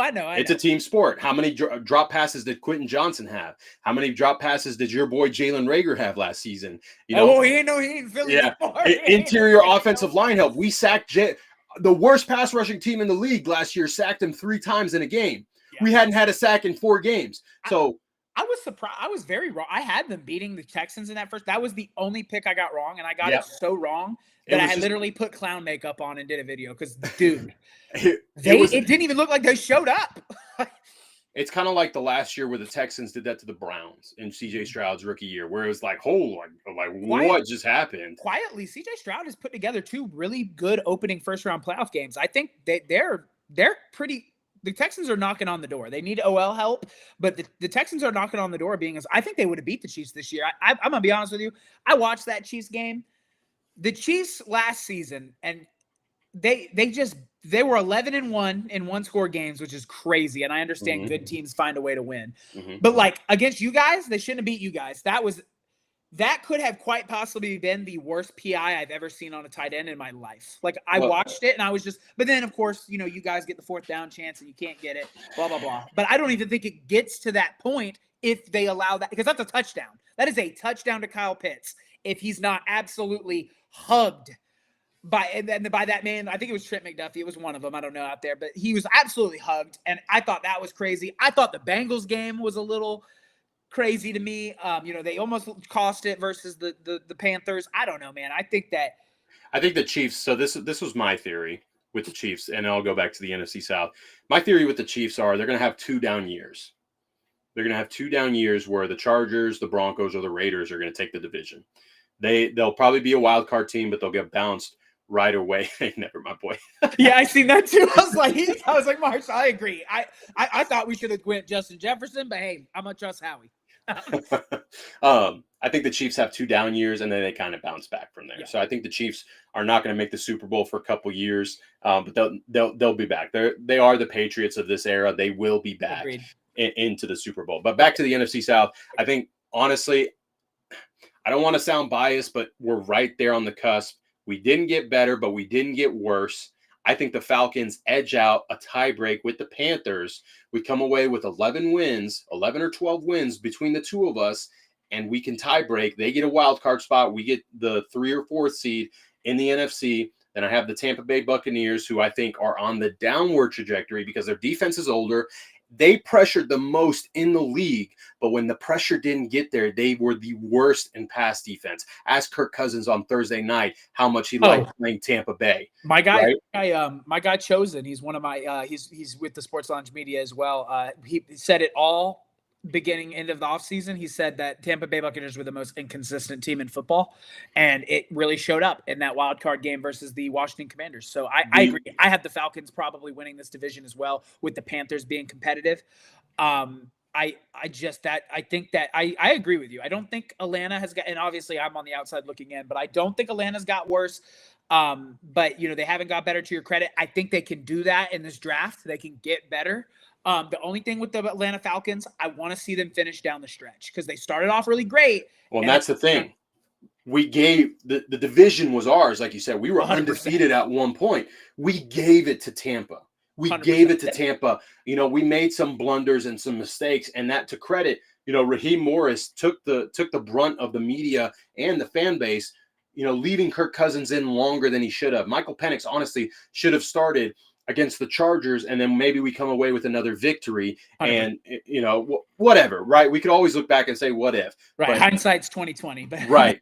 And then for my last place, I think the Aints, as good as Kellen Moore, I think Kellen Moore may be a little way in over his head unless he builds a good staff. I haven't really looked at his staff, but their defense is old. New defensive scheme coming in. And offensively, Derek Carr, I don't know why he gets so much praise. He's one of the worst quarterbacks in the league. Yeah, I'm not a Derek Carr. He's nearly gotten Chris Olave killed so many times. Chris Olave needs a fresh start. I honestly projected him to get traded for a 5th rounder to the Chargers. Yeah. I see Derek's a CTE ball thrower. He'll throw his receivers into absolute concussions. The dude does not care. You've had Michael Thomas said it, literally came out and was like, I hate catching footballs from that dude because he doesn't care. Tom Brady played in an era where he had to not throw, because Ray Lewis would have just ended your career if you caught it over the middle. So Tom was like, I had to be cognizant of where my receivers, I can't throw them in there because they'd get killed. Derek Carr, he doesn't care. And whoop. He don't care. And, Aints fans try and come at me and say, we're going to win the division. Even Cam Jordan on Good Morning Football saying like, we can win it. Like, what? Dude, you are that old. Huh? Yeah. You're this old up here. Dude, he's been irrelevant for the past 2 years. Caleb McGarry on the Falcons is his daddy. He does not allow a single sack. And Caleb McGarry is the worst pass protecting offensive lineman we have, and he locks up Cam Jordan. So there's delusion in New Orleans until Mickey Loomis, the GM, finally says, okay, enough of the restructures, enough of the void years on these contracts. We just need to blow it up. We're going to be bad for 2 or 3 years. They're not going to be this competitive team. No. They're not. God, no. They started last season, had their great little start. They beat a bad Dallas team. They got us early when we weren't really clicking. We beat them, but it was obviously a slugfest. Right. But I don't know. The Saints are not. That's like when Dak went on and was like, I don't want to be that guy when the other guy's holding the trophy, but look at the tape. And yeah, you're right, Dak. You are 9-4 versus the Eagles. You're very good. How many NFC championships have you been to? You're 2-6. You had a season where you had 2 1K rushers and a 1K catcher, and you couldn't get it done there either. I obviously Dak Prescott is a better quarterback than Derek Carr, but it just rings this craziness where Dallas fans every year we come around and they're like, this is it. This is from someone outside, right? Okay, I'm gonna make you mad. Okay? We're all ready. Let's get it. I hope you're ready. This is my quarterback rankings for the NFC East. You're going to get so mad. 1, Jaden Daniels. 2, Dak. 3, Jalen Hurts. And 4, Russell Wilson, I guess. And that's not Jalen Hurts is a good quarterback. He's a good quarterback. But when I look at the quarterback play, right, in itself, Dak Prescott, I'm a Dak defender because he gets way too much hate. He is a good, sometimes great quarterback. But I do agree he makes mistakes at the worst moment, which you could argue Dak and Jalen flipping because Jalen has gotten really good of limiting the mistakes. Yeah. But if you watch last year, if pressure was in his face, that's where the mistakes screamed out. Week 2 against Atlanta at the end of the game. Even in the Super Bowl, he got pressure through his only pick of the game. Yeah, the deep one. But that was, right? I think that was more on the guard obviously got beat, but I in Dallas as well, he threw 2 in Dallas where he's limited it because early on, that was the big thing about Jalen. People were like, he's a turnover machine. He doesn't read the field. After Jalen Hurts struggles after his first read. And I'll say that as an Eagles fan. After his first, read, he kind of struggles to find his next guy. I thought he took a step up this season. Yeah, he did. He played really well. And I agree. Dak does get a lot of hate. I hate Dallas. I hate Washington, and I hate New York. You will never in your life catch me ever defending them boys. But I am also a football fan. I played the game. I love the game. The game is sacred to me. Dak Prescott is an incredible regular season quarterback. He's had success versus the NFC East, and he can get it done. It's when the lights get bright is when Dak kind of shies away. A lot of, Dallas fans will tell you, well, he threw for 300-something yards in that Green Bay game after throwing 2 interceptions that put his team in a 14-0 hole at home in a playoff game. So in that playoff, one of them I blame on him. The pick 6 is a huge misread on his part. The defense. Well, the other one by Jair Alexander, his receiver gave up on the route. Yeah. And Jair Alexander just bodied him to the ball. Like, little Jair Alexander, like, come on, what are you doing? But, the only thing I can give you Dak, I will hear an argument for Dak being that guy in these. Jaden Daniels has only played 1 season. I can't give Jaden Daniels 1 because like I said earlier in the pod, I've been critical of Jaden. I think Jaden is the future. I think he will give Washington the opportunity to possibly play in a Super Bowl one day because I think Jaden Daniels is that good. I need more than 1 year because after 1 year, obviously he had the best rookie season we've ever seen out of a rookie. I give him that. He was incredible. I think that next season he takes that step backwards, and that's not me saying that because I hope we beat the Commanders or whatever it is. I really, truly think that he takes that step back, but he could prove me wrong. He could come out, sling that thing, and if he does, I'll give him his. I promise you. You follow me on I'm sure me and you will meet up at some point in the season. If we've got to come on here and say, "Hey, man, I told you," I'll stay. I'll sit in the paint. I will sit in the paint. But right now, Jalen. See. Let me tell you this. This is how I explain to people the quarterback debate because I know everyone loves to give their top 5, and obviously we're all different, so all of our opinions are going to differentiate. I think there's 3 ways to evaluate the quarterback position. You can evaluate it. Hey, come here. Don't whine. Big old Rottweilers, big. No, you're good. But I think there's 3 ways to evaluate the quarterback position. You can evaluate it on purely statistics, which a lot of people like to do, numbers. You can evaluate it on accolades, what they've earned, whether that be all pros, MVPs, Pro Bowls, or you can evaluate it on their ability to win big games, like how they perform in the big moment in championships. That is how I evaluate it. I understand it's a team sport, but the quarterback is the catalyst of the offense. The offense does not run without the quarterback. I think he has the biggest say in the offense, and I think you could agree. So I evaluate the quarterback position on your ability to win in the playoffs and your ability to win championships, because at the end of the day, that's all that matters to me. If Jalen Hurts never wins an MVP ever, I'll be okay as long as he's winning championships. But if we're looking at it from purely a statistical standpoint, technically it's got to be Joe Burrow. Because Joe Burrow statistically is better than all of them, except for Patrick Mahomes. Patrick Mahomes is at 1. Patrick Mahomes is at 1 in all 3 of those categories, and it's not necessarily close. He's got an 80% win percentage in the playoffs. He's got 3 MVPs, and he's got the numbers. So Patrick Mahomes is the number 1 quarterback in the NFL, even after this Super Bowl loss. After that is where it gets muddy for me, because I tell a lot of people all the time, yes, I'm going to take Jalen over Lamar. And they're like, why? Like, that's crazy. Because people love to create hypothetical situations rather than just look at what we have. Look at how Lamar has played in the playoffs. He's got a 37.5 win percentage. I know it's a team sport, but he has not played well in those playoff games. I know that Mark Andrews dropped the ball, and he should have caught it. If Mark Andrews wants to be considered one of the best tight ends in the game, you catch that football because Isaiah Likely would have caught that football. But outside of that, you have a fumble earlier in the game. I don't think it equated to anything, but it took a chance to score away from your offense. Fast forward, interception that led directly to 7 points.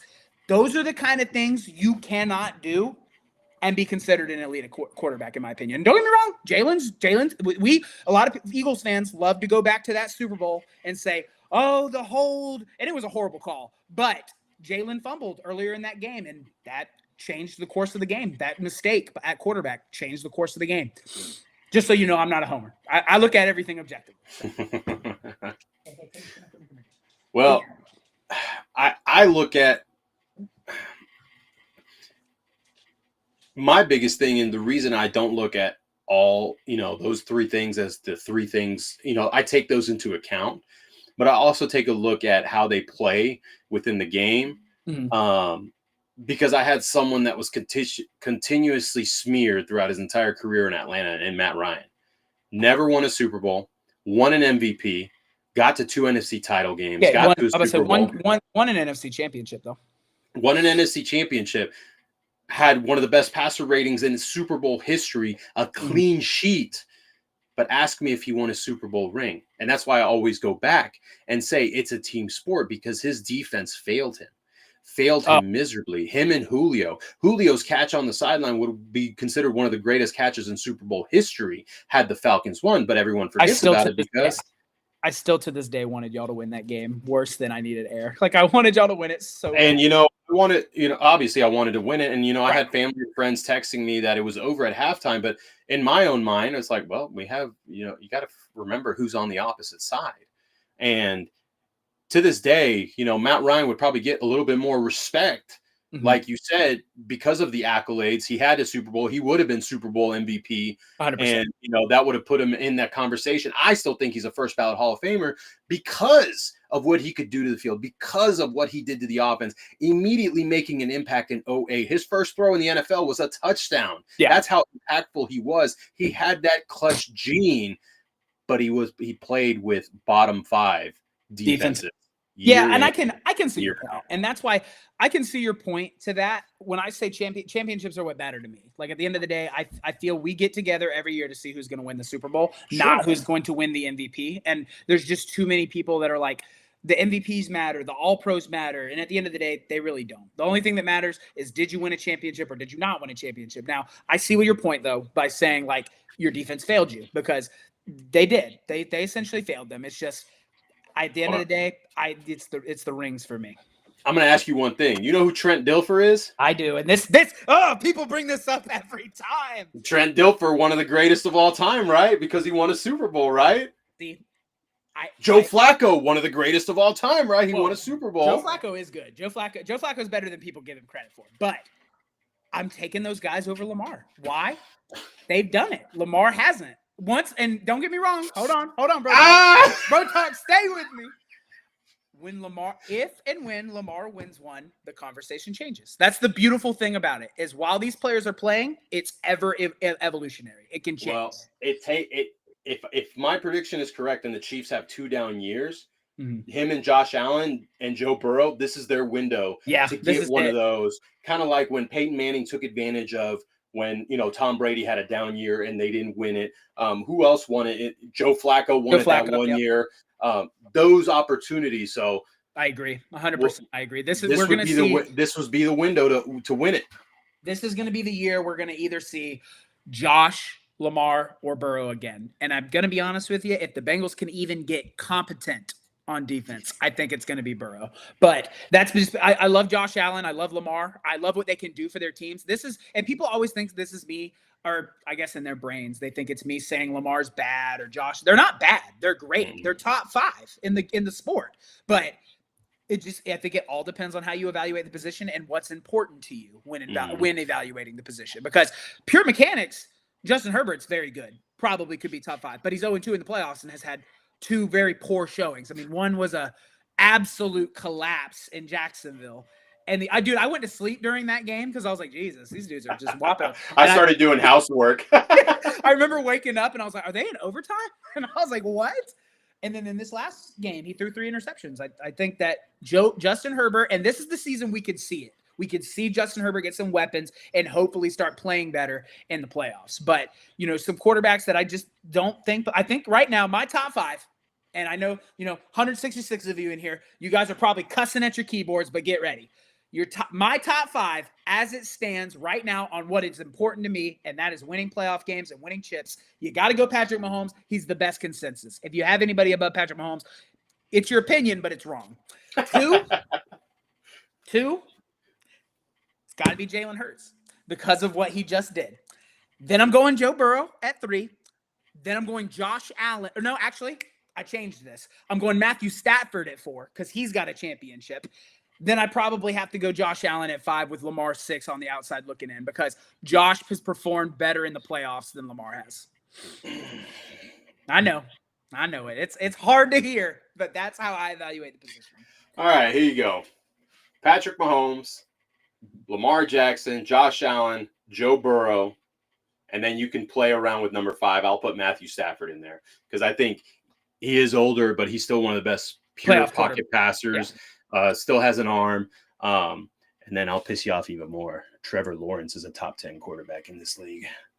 That's fine. If you put Trevor Lawrence over Jalen Hurts, that will piss me off. But no, I don't. Okay, I don't do that. I was about to say you can put him at top 10. I'll disagree because I think Trevor Lawrence has had some opportunities, but actually, top 10, I could see top 10. We could hear that argument out, I think. On a different live. I'll definitely bring you back on and we can just talk that because this went way longer than I thought it was, and I love that it did because it's been very, very fun conversation. But I'll say it's 9:30. I got to go to work, and I'm sure you do as well. So, guys, I want to take a minute and say thank you everybody in the chat that came in. 166 active viewers right now, or however many viewers. Thank you guys, bro. You guys took time out of your night to come listen to 2 guys talk the sport they love, and I couldn't appreciate you more for it. Like, share, subscribe. Check out my page for all NFL Eagles things. Check out my guys' page for all Atlanta Falcons NFL things. There's nowhere else to go, guys. You're here. This is the spot. Also, check out the Sports Lounge Media. Like I said earlier in the live, guys, huge things coming from the Sports Lounge Media. Thank you to them giving me the opportunity to be able to go to some of these games in person, interview players, interview coaches, at least get in the ballpark to make this dream become a reality. And I thank them so much for that. We're also going to be out in San Francisco, Jesus, almost said Santa Monica, for the Super Bowl. We're going to be at events like the Pro Bowl in the future. We're going to be at events like the draft and the combine. Guys, we're going to have our own red zone. We have so many big things coming with the Sports Lounge Media, and I want every single one of you to be a part of it. So please go check that out. Bro Talk, my man, thank you for taking some time out of your evening. I know it took us a while to set it up. I had some technical difficulties at the beginning, but we finally got this done, man. I'm really glad we did. Definitely excited to have you back on, man. These are fun. It's starting to gear up. We got 2 weeks to the draft. And then after that, man, the offseason comes and goes quickly. We both know the summer comes and goes. And before we know it, it's August and OTAs are rolling around. So I'm excited, man. I'm excited. It's going to be a lot of fun. I think next season is going to be a very interesting season. It'll be interesting because I think we'll have some new teams at the top and Right. We'll have some new narratives building. But yeah, man, thanks for inviting me. It's always a pleasure talking ball, hearing outside perspectives from someone that's not in the Falcons space. Mm-hmm. So yeah, we'll do this again. And yeah, I enjoyed every minute. And thank you everyone that was here. It took the time out of their evening to just listen to us talk. Yeah, man, it's incredible. Guys, if you're in the chat, type your teams in the chat, man. Type live viewer or playback viewer in the chat. I want to interact with you guys, man. It's you guys that make this thing run. So I want to get to your guys' chats, whether you're watching the replay or you're watching live. Thank you guys so much. Pro Talk, hang around here at the end of, and then we'll get up out of here. But guys, have an incredible night. Thank you for coming to the Eagles Nest. I will see you next Thursday where we'll have another guest as well on Monday at 7:30 or at 7 o'clock p.m. for my annual show where it's just me. Guys, have an incredible night. Thank you so much.